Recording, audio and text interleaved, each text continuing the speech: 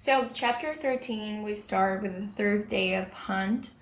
They get in the dock, but Hooper has got a cage. He says he wants to get in it while they're hunting for the shark, so he can attract it and take some footage of it, because he says that nobody's got any image of it, so he would be the first man to do it.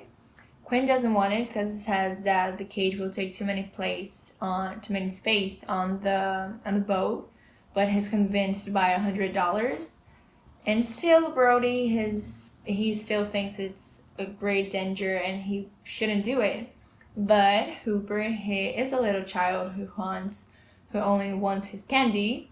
And he's really sharp-tempered. So he gets angry and he lets it hint that he had something to do with Ellen on Wednesday. So, he could do more than Brody would approve. So Chief gets angry and he argues with Hooper. It even gets physical. He puts his hands around his throat and he questions him about Wednesday, and he says he was in a motel, and Brody asks with who, and he says it was with Daisy. But the chief knows it's a lie because Daisy is a lesbian. But still, Hooper, he denies it. He says he was with Daisy, and he could even check it later. So Brody, he just accepts it. When they're at the sea, they get to the same spot they were on the previous day, because that was the best they could do for that moment. And the great white shark does show, but he was too far, so they had to attract him. So they put a lot of bait overboard, but still it had no use. So Quinn decides to use a porpoise, but still nothing happened. It didn't make any sense, any difference. So Hooper, he said oh Quinn, you can do it. This is not working. So I'm gonna do my best. I'm gonna throw that cage in the water. I'm gonna do what I can do. That will be better than you're already doing. And Quinn, he's pretty much offended by it, but he doesn't let it show. So he's like, okay, whatever, take your chance. I don't care. Get killed by the shark, but that won't be my fault. So they put the cage in the water first with empty, nobody there, but the shark wasn't attracted by it at all. So Hooper gets in it with his shark tooth, like a good luck charm, and but he carries a bang stick with him, which is basically a underwater gun. He would shoot the shark in his head, so he would be sure he was dead.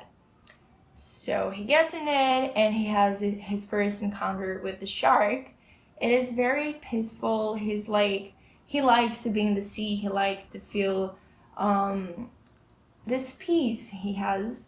He even touches the shark. Everything's fine, but he doesn't take the camera. He's just appreciating the moment.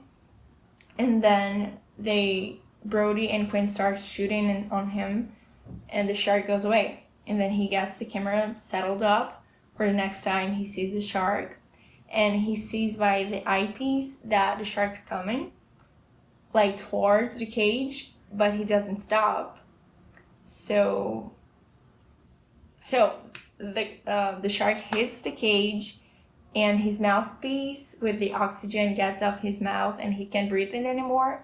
So he's really confused, and then he gets it and he puts on his mouth.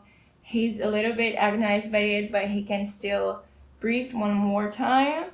But then he notices that there's a white gap on the bars, and when he realizes the giant shark's head is right in front of him, so he gets desperate. He needs to get out of there. So he tries to reach out for this emergency exit, but he sees that the shark is going for his hand, so he tries to punch the shark in his eyes.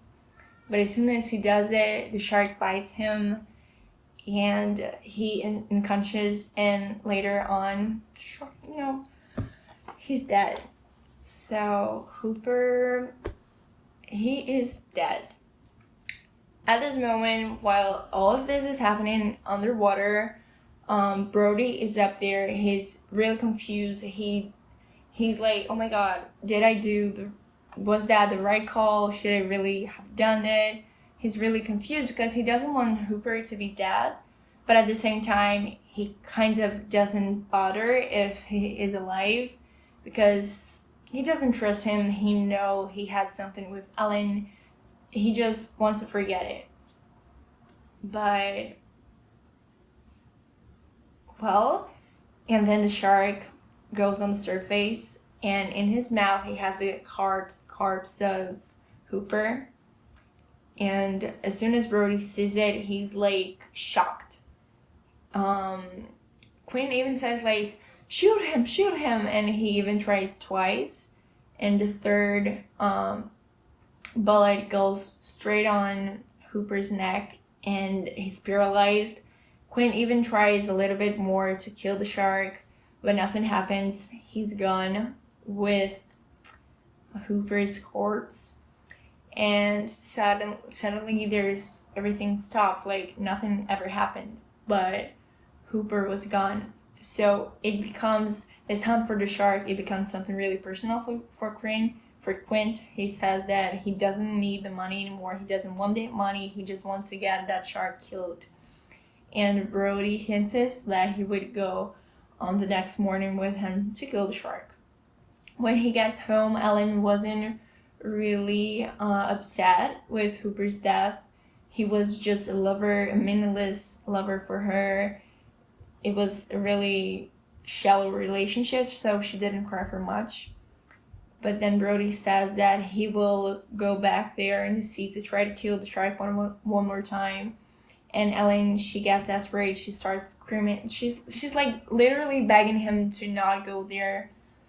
But we all know that Brody, he does feel guilty about all those deaths, about Hooper, about the little boy, about the old man, about the first lady that was killed. So he really feels guilty about all those deaths. And he feels responsible for all those for the crisis Emily is going through. But Ellen still doesn't agree. They eat, they have their lunch, not the lunch, their dinner. And late at night, Harry, which is a journalist, he goes to Brody's house, and he hands him an envelope. And inside his envelope was the next day the paper article talking about Hooper's death, and talking about how Brody protected Emily, how he was this real life hero for them, how he was really making his best for the city, and he really appreciates it. Like, somebody finally saw all the work he's been putting on it. And the chapter ends with Brody going one more time to the dock to meet with Quint.